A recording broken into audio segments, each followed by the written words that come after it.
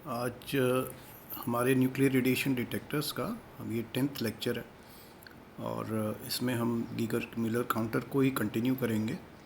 पिछले लेक्चर में हमने ये देखा था कि उसका कंस्ट्रक्शन कैसा होता है। एक वैक्यूम ट्यूब होती है और उसमें एक एनोड और कैथोड और एक एंड विंडो पे बेरिलियम या माइका का लेयर होता है।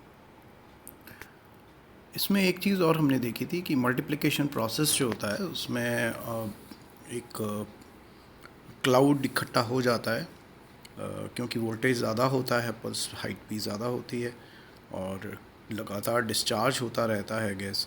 उसकी वजह से प्राइमरी और सेकेंडरी आयनाइजेशंस भी इससे क्लाउड पॉजिटिव आयन का चार्ज का स्पेस चार्ज जिसे कहते हैं वो एनोड के अराउंड इकट्ठा हो जाता है और इससे वो फील्ड डिक्रीज़ हो जाती है और इस तरह से मल्टीप्लिकेशन प्रोसेस जो है, क्योंकि काउंटिंग आगे नहीं हो पाती है और तो ये टर्मिनेशन होता है और जो काउंटर है वो इनसेंसिटिव होता है या हो जाता है। इसको डेड भी बोलते हैं कि तो जो टाइम जिस दौरान होता है उसको डेड टाइम हम कहते हैं। और उसको बहुत ज़्यादा करें तो इतनी पल्स हो जाती है कि उसमें एक्सटर्नल एम्पलीफिकेशन की ज़रूरत नहीं होती। आज अभी हम जो करेंगे वो काउंटिंग प्रोसेस और मल्टीपल पल्सिंग, जिसमें क्वेंचिंग भी हम फिर इसका डिस्कशन करेंगे और दो तरह की, और उसके एडवांटेजेस क्या हैं और डिसएडवांटेज क्या हैं। एक हेलोजन क्वेंच की भी बात करेंगे। काउंटिंग सिस्टम में जैसा दिखाया है, इसमें काउंटिंग प्रोसेस जो है ये अरेंजमेंट रहेगा। इसमें सोर्स को के ऊपर इसको एक वर्टिकल होल्ड से जीएम ट्यूब को हैंग किया जाता है और उसके बाद ये एक रेजिस्टेंस के थ्रू हाई वोल्टेज सप्लाई और एक सी जो कि स्केलर में काउंटिंग के लिए जाता है। तो इसका जो प्लॉट है जब हम खींचेंगे तो हमने पहले देखा था कि फोर्थ रीजन है। अब हम इसको अगर सेपरेटली करें तो इस ज्योमेट्री में, और जो हमने कहा था कि एनोड वोल्टेज जो है वो एक इस रीजन में ऑपरेट करे, तो जीएम रीजन में इनिशियली जब वोल्टेज कम होता है तो काउंट्स नहीं आते हैं। तो और एक मिनिमम वोल्टेज है जिसके ऊपर की काउंट्स स्टार्ट होते हैं आने।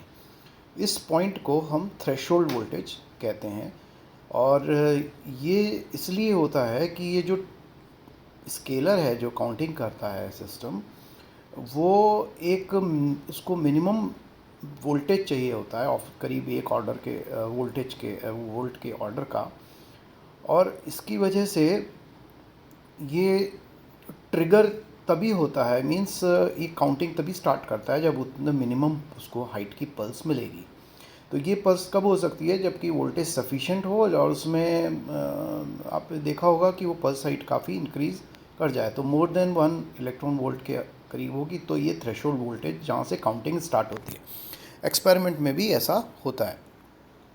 उसके बाद ये एक शार्प राइज होता है और उसके बाद में ये मल्टीप्लिकेशन जो प्रोसेस है जो हमने पिछले लेक्चर में भी देखा था वो बहुत फास्ट इंक्रीज़ होता है और एवलांग मल्टीप्लिकेशन होने लगता है, जिससे कि मल्टीपल पल्सेस। यहाँ मल्टीपल पल्स का मतलब ये है कि जो हाइट आएगी उस प्रोसेस में वो अलग अलग होती है। एक ही तरह की अगर हाइट की पल्सेस होती है तो हमें काउंटिंग करना इजी होता है। आप अगर इलेक्ट्रॉनिक्स पढ़ते हैं तो आप उसको जानते हैं, डिकेड काउंटर एंड। तो इस तरह से आपको स्क्वायर पल्सेस हों तो उसको काउंटिंग करना और ईजी होता है। तो यहाँ पे जो पल्सेस हैं वो अगर अलग अलग साइज़ की आती हैं तो ये जो डिटेक्टर है ये इसके लिए तैयार नहीं होता है, इनसफिशिएंट होता है। और मल्टीपल पल्सिंग जो जब होने लगती है ऐसे केस में तो इतनी ज़्यादा कुछ केसेस में आउटपुट पल्स हो जाती है कि वो स्केलर को ऑपरेट जो है वो बिना उसके ही कर देती है। और तो ये जो काउंटिंग जो थ्रेशोल्ड से स्टार्ट होती है उसके बाद एक शार्प इंक्रीज़ होगा और उसके बाद एक हमने देखा इस कर्व में कि एक कांस्टेंट फ्लैट रीजन जिसका स्लोप कांस्टेंट है वो एक रीजन आ जाता है जिसमें कि काउंटिंग रेट जो है वो कांस्टेंट ही बनी रहती है। अगर कितना उस रेंज में एनोड वोल्टेज को इंक्रीज़ करें तो दैट मीन्स ये रीजन वो है जिसमें कि काउंटिंग रेट इंडिपेंडेंट होती है अप्लाइड वोल्टेज के। इस रीजन को हम प्ले टू बोलते हैं। So it is GM play two. और अच्छे GM काउंटर के लिए ये प्ले टू करीब 200 वोल्ट्स का होता है स्प्रेड, और इसका स्लोप अगर निकालें तो 1% पर 100 वोल्ट्स का करीब होना चाहिए। ना मल्टीपल पल्सिंग में क्या होगा, जब ये अभी देखा कि कैसे मल्टीपल पल्स हो जाती हैं फॉर्म, तो इसको जब हम देखेंगे तो इन काउंटर में जो कंडीशन है वो ये है कि उस सीरीज़ में NP ग्रेटर देन 1 हो और डाइवर्ज करे, तो इससे वो डिस्चार्ज जो है पूरे वॉल्यूम ऑफ द ट्यूब जितना भी है उसमें फैलेगा, और जैसे एनोड पे बताया था। और तो आउटपुट जो पल्स है वो प्राइमरी आयनाइजेशन से डिपेंड नहीं करेगी, इंडिपेंडेंट हो जाएगी। और इस केस में बहुत बड़ी संख्या में पॉजिटिव आयंस जो हैं वो कैथोड की तरफ ड्रिफ्ट होंगे, क्योंकि इलेक्ट्रिक फील्ड है, इलेक्ट्रिक फील्ड अपनी डायरेक्शन में उसको ड्रॉ करती है। तो पॉजिटिव आयंस ड्रिफ्टिंग होंगे कैथोड की तरफ और नेगेटिव जो हैं वो एनोड की तरफ। और जो स्पेस चार्ज यदि इसमें किसी तरह रिमूव हो जाए तो इलेक्ट्रॉन्स जो हैं उनको हम इतना मल्टीप्लिकेशन हो जाएगा सफिशिएंट कि हम उसको बाहर सर्किट में रिकॉर्ड कर सकें। तो मल्टीपल पल्सिंग को इसकी वजह से क्या होता है कि एक लार्ज अमाउंट ऑफ डिस्चार्ज हो जाता है ट्यूब में, और इससे हीट भी प्रोड्यूस होती है और एक वेस्टेज होता है, क्योंकि आयंस जो हैं वो कुछ रिकम्बाइन करेंगे, उनकी हाइट अलग अलग होगी, तो वो डिटेक्शन नहीं होता है नोड पे। जैसा बताया था एक शीथ का फॉर्मेशन हो जाता है। तो इसलिए इस डिस्चार्ज को जो पॉजिटिव आयन वाला भी है जिसको सप्रेस करना या उसको ठंडा करना ज़रूरी होता है कि इसे हीट भी नहीं हो और वो दबा रहे। अगर सप्रेस हो जाएगा तो हमारे को लगातार काउंटिंग जो है वो हमें मिल सकती है, लेकिन जैसे बताया मिनिमम डेड टाइम के बराबर, तो वो डिटेक्टर इनसेंसिटिव बना रहता है। वो टाइम जितना अगर कम होगा उतना ही बेटर जो है वो GM काउंटर हो जाएगा। लेकिन अगर ये डिस्चार्ज जो है उसको कंट्रोल ना किया जाए और फैलने दिया जाए तो वो अपने आप ही कोलिजन से फर्दर उसको बढ़ा लेगा और उससे मल्टीपल पल्सिंग और ज़्यादा हो जाएगी। तो इस पल्सिंग को रोकने के लिए, इसको ठंडा करने के लिए इस चैम्बर को दो तरीके से इसको क्वेंच किया जाता है। क्वेंचिंग का मतलब इसमें होता है किसी चीज़ को एक हायर टेम्परेचर से एकदम लो टेम्परेचर पे ठंडा कर देना, that is quenching at a very fast rate, बहुत तेज़ स्पीड से करना होता है। ये कुछ तरह की चीज़ है कि आप एक 800 डिग्री पे किसी को 1000 डिग्री पे गर्म करो मटेरियल को और उसको कोल्ड वाटर में या आइस कोल्ड वाटर में लिक्विड नाइट्रोजन में उसको एकदम छोड़ दो, तो ये क्वेंचिंग होती है। तो यहाँ पे GM काउंटर में दो तरह की क्वेंचिंग होती है। एक तो इंटरनल क्वेंचिंग जिसके अंदर की एक कोई पॉलीएटॉमिक गैस मिलाई जाती है, और एक्सटर्नल क्वेंचिंग भी करते हैं जिसमें कि एक इलेक्ट्रॉनिक सर्किट को काम में लिया जाता है। ना इलेक्ट्रॉनिक एक्सटर्नल क्वेंचिंग करने के लिए अगर हम प्लॉट देखें तो ये देखा कि उसमें एक मिनिमम थ्रेशोल्ड वोल्टेज होता है। मींस एनोड वोल्टेज अगर उससे कम होगा तो काउंटिंग स्टार्ट नहीं होगी। तो यदि हम कुछ समय के लिए इस काउंटर में अगर हम एनोड का वोल्टेज उस थ्रेशोल्ड वोल्टेज से ऐसे टाइम के लिए कर दें जो कि आयंस जहाँ कलेक्ट हो रहे हैं, जैसे एनोड पे इलेक्ट्रॉन्स कलेक्ट हो रहे हैं, उस टाइम से वो टाइम अगर थोड़ा ज़्यादा हो तो इनको एनोड पे इलेक्ट्रॉन्स को बाहर निकलने का टाइम मिल जाएगा और एनोड जो है वो फ्री हो जाएगी फ्रॉम दी आयंस और शीत भी ख़त्म हो जाएगी। तो यदि हम ऐसा करें तो इससे अवलांक नहीं होगा और हमें जो स्पूरियस पल्सेस मिल रही हैं वो हमें नहीं मिलेंगी। तो इलेक्ट्रॉनिक सर्किट के द्वारा एनोड वोल्टेज को थ्रेशोल्ड से कम रख के उस टाइम के लिए जिसमें कि कलेक्शन का टाइम हो, उस पे अगर हम ऐसा कर लें तो एक प्रीसेट टाइम मतलब प्री डिफाइंड कर लें, तो वो हमारे आउटपुट पल्स को जैसे ही वो वोल्टेज शूट करेगा वो उसको एनोड वोल्टेज को ड्रॉप कर देगी, जिससे कि काउंटिंग नहीं होगी। तो फर्दर आगे से काउंट्स अगर नहीं आ रहे हैं पार्टिकल्स काउंटिंग होने के लिए, तो उस केस में उसको उतना टाइम मिल जाएगा और वो जो डेड टाइम है वो करेक्शन हो सकता है। दूसरा एक तरीका है जिसको इंटरनल क्वेंचिंग कहते हैं, और ज़्यादातर जीएम काउंटर्स में इस तरह की क्वेंचिंग की जाती है क्योंकि ये सिंपल होती है। इसमें किस तरह से करते हैं कि जो मेन फिलिंग गैस है मोनो एटॉमिक होती हैं और नोबल गैसेस होती हैं या मिक्सचर होते हैं उनके, आर्गन या आर्गन नियॉन का मिक्सचर होगा, तो उसके अंदर एक क्वेंचिंग एजेंट के रूप में पॉली एटॉमिक गैस जो कि इथाइल अल्कोहल हो सकता है वो मिलाया जाता है। और इसका कारण ये है कि इसका जो आयनाइजेशन पोटेंशियल है पॉलीएटॉमिक गैस अल्कोहल का, वो मेन गैस से कम होता है। अब आईपी से क्या फ़र्क पड़ता है कि वो जल्दी से जो है वो टूट सकते हैं मॉलिक्यूल, उसकी एनर्जी रिक्वायर्ड कम होती है कंपेयर टू द जो मेन गैस एटम मॉलिक्यूल्स हैं।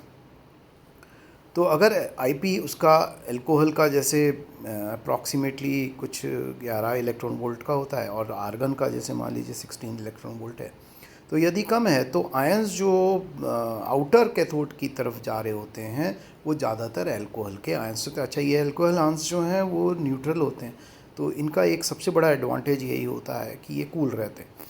तो ये जो अल्कोहल आयंस होते हैं ये एवलांक को प्रमोट नहीं करते और ये कैथोड पे जाके अपने आप को न्यूट्रलाइज कर लेते हैं, प्लस और माइनस। तो इससे क्या बच जाता है, हमारा जो मल्टीपल पल्सिंग हो रही थी वो अब हमारी, और एक्स्ट्रा एनर्जी जो हीट के रूप में भी है वो भी ये मॉलिक्यूल्स जो है एब्जॉर्ब कर लेते हैं। तो डिस्चार्ज जो है वो इस तरह से ठंडा हो जाता है कुछ माइक्रो सेकेंड्स में इनिशियल आयनाइजेशन के बाद। बाद में इसके क्या होता है कि जो भी अल्कोहल आयंस फॉर्म हुए थे वो डिसोसिएट कर लेते हैं अपने आप को न्यूट्रलाइज होने के बाद, और एक निश्चित अल्कोहल अमाउंट के बाद काउंट्स के 10⁸ करीब ये जो जीएम काउंटर है वो फिर एग्जॉस्ट हो जाता है। मीन्स अब उसको लॉन्ग और यूज़ नहीं कर सकते, और इस अगर हम यूज़ भी करेंगे तो वो एक जीएम ट्यूब की पुअर करेक्टरिस्टिक को देगा। मेन डिसएडवांटेज क्या है कि मेनली तो डेड टाइम है, जिसमें कि वो डिटेक्टर जो है वो डेड इनसेंसिटिव हो जाता है, और इनिशियल आयनाइजेशन के बाद जो क्लाउड है slow moving particle positive ions के वो एनोड वायर पे बना के और उसका पोटेंशियल कम कर देते हैं।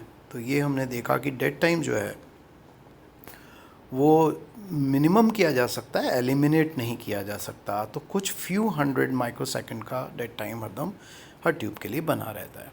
तो इसलिए जीएम काउंटर्स को लो काउंटिंग रेट्स में तो अच्छी तरह काम में ले सकते हैं, लेकिन बहुत फास्ट काउंटिंग के लिए नहीं कर सकते। उसके लिए हमने देखा proportional counter is the best counter, जो टाइप भी बता देता है और एनर्जी भी बता देता है।